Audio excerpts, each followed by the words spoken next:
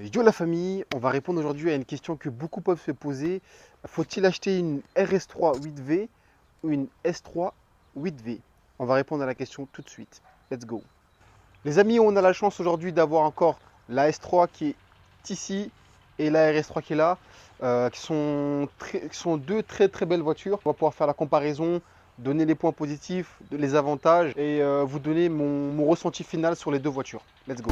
Les amis, on va commencer par l'arrière. On va faire le jeu des différences qu'il y a entre la S3 et la RS3. On va faire ça en mode vite fait.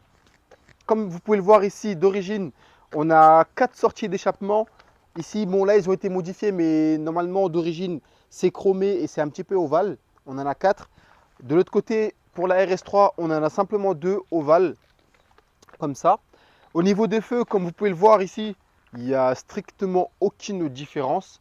Par contre, j'avais essayé de changer les feux, ça passait pas. Je ne sais pas pourquoi, je sais peut-être que je suis bête en fait. Mais en tout cas, ça passait pas. Au niveau de l'arrière, franchement, il n'y a quasiment pas de différence. Le béquet, par contre, lui, il change un petit peu. Lui, il est moins dessiné. En fait, il est moins prononcé que celui de la RS3. Lui, là. En fait, quand vous regardez bien sur celui-là, vous avez un petit dessin qui a été fait aussi à l'intérieur ici. Et à ce niveau-là, en fait, au niveau du pli ici, c'est pas trop pareil. Là, c'est différent. Au niveau du coffre, je vous ouvre celui de la RS3. Franchement, c'est du copier-coller. Bon, je pense que vous le savez, c'est du copier-coller. Je vous ouvre aussi celui-là. Jusque-là, c'est du copier-coller. Après, évidemment, hop, quand on passe à l'avant, il y a une plus grosse différence, on va dire, notable. Je vous laisse regarder. Évidemment, ce qui frappe à l'œil des puristes, c'est là, au niveau de l'aile avant. Celui de la RS3 est beaucoup plus bombé que celui de la S3. Évidemment, il fallait faire une différence. Je crois que le train avant, il est légèrement plus grand. Je ne sais plus de combien de millimètres, mais il me semble que le train avant, il est largement plus grand. Enfin, un peu plus grand que celui de la S3.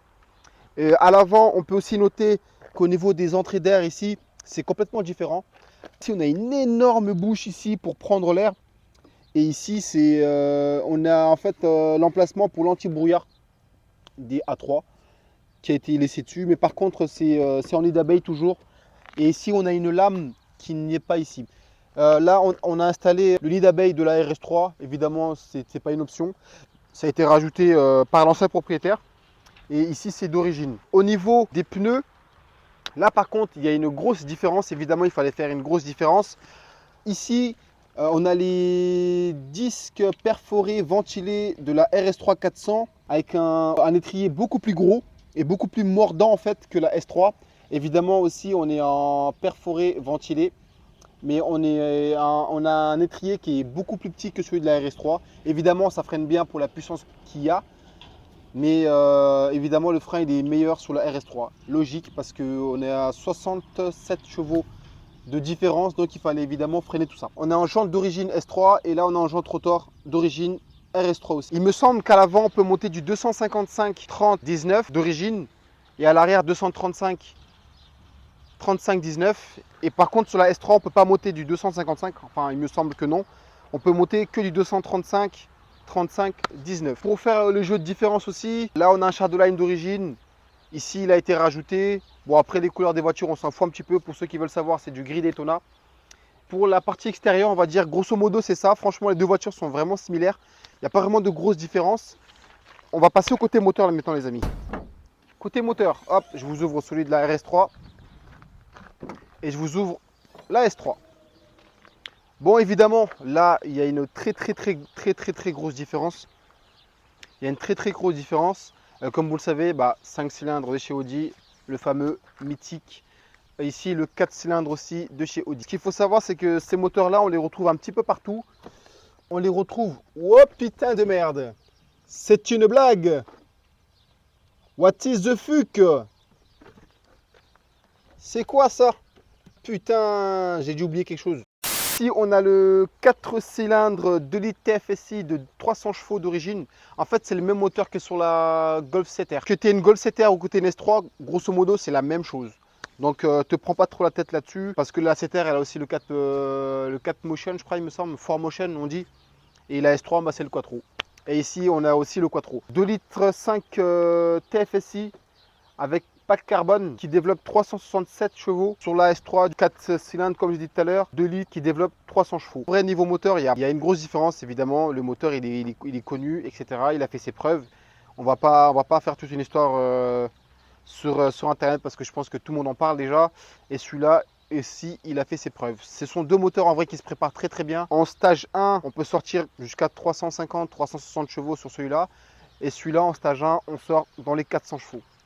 Donc, vous allez souvent me demander pourquoi, entre guillemets, tu es passé d'une S3 à une RS3. Vous allez peut-être me demander la question ou non. En fait, niveau prépa, celui-là se prépare beaucoup mieux que celui-là. Évidemment, il fallait goûter aux 5 cylindres. C'était la prochaine étape à suivre. On va fermer ça. Évidemment, je vais enlever ce qui est en dessous. On passe à l'intérieur maintenant, les amis.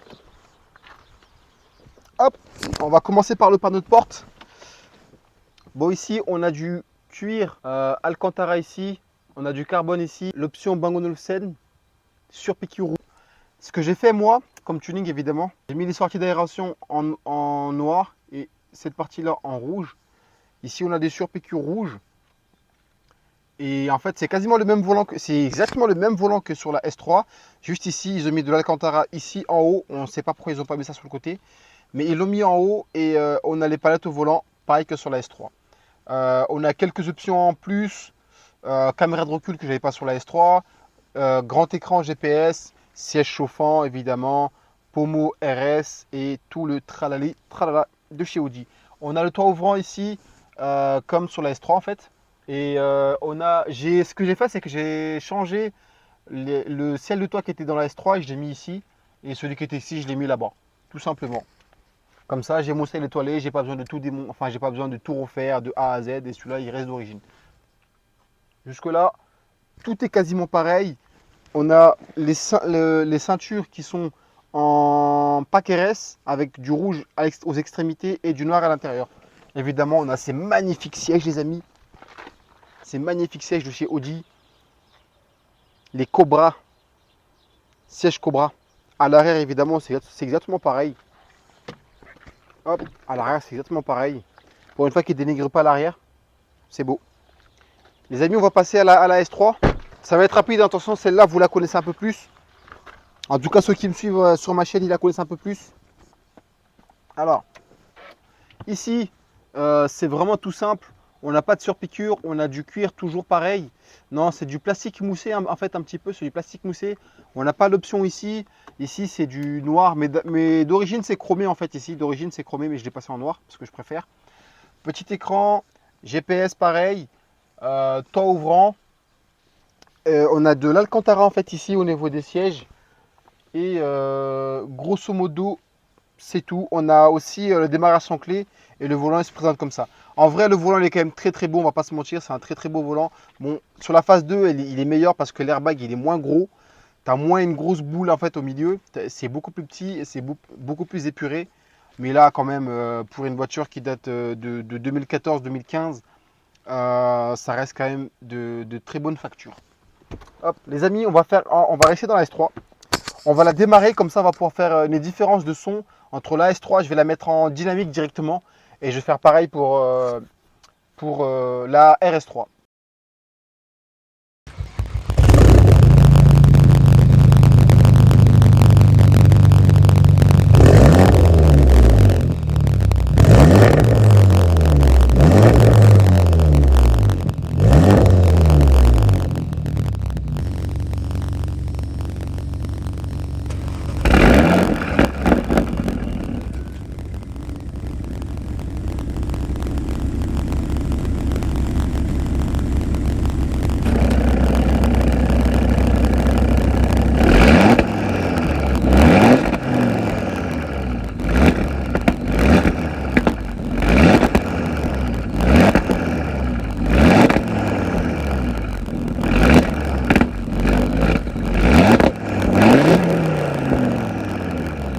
Les amis, on va parler enfin du sujet le plus important, c'est le prix et tout ce qui est fiabilité, entretien, etc. Bon, je ne connais pas exactement par cœur au niveau de la voiture, de la RS3, mais je vais vous donner les 2-3 points que je connais pour faire vraiment une différence notable quand même. On va commencer par la S3 parce que je la connais un petit peu mieux. On va dire tout ce qui est problème là-dessus. On va commencer par tout ce qui est problème. Là-dessus, il faut prendre les turbos qui finissent tous par 722H. C'est les turbos, en fait, c'est les derniers turbos qui ont été revus là-dessus. Parce que tous ceux qui sont avant, ils ont eu quasiment que des problèmes. Je pense que beaucoup d'entre vous le savent, enfin, en tout cas, ceux qui ont possédé des S3, ils le savent.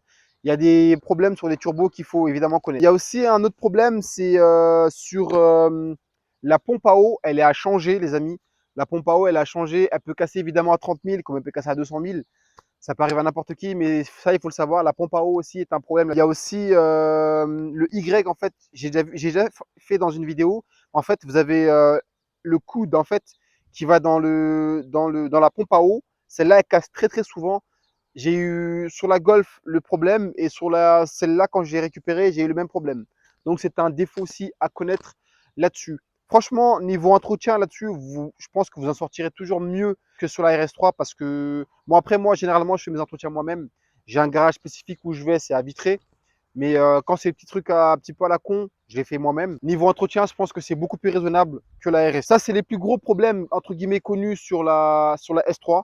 Maintenant, je vais vous donner les plus gros problèmes connus sur la RS3. Alors, là-dessus, bah, comme toutes les voitures, hein, c'est des problèmes moteurs, un petit peu comme toutes les voitures, même celle-là d'ailleurs.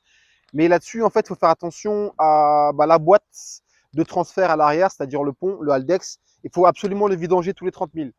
Si c'est pas fait et que vous faites des launch control, vous risquerez d'avoir quelques problèmes. Ce qui est consommable, c'est des choses à savoir, ça s'use très très vite.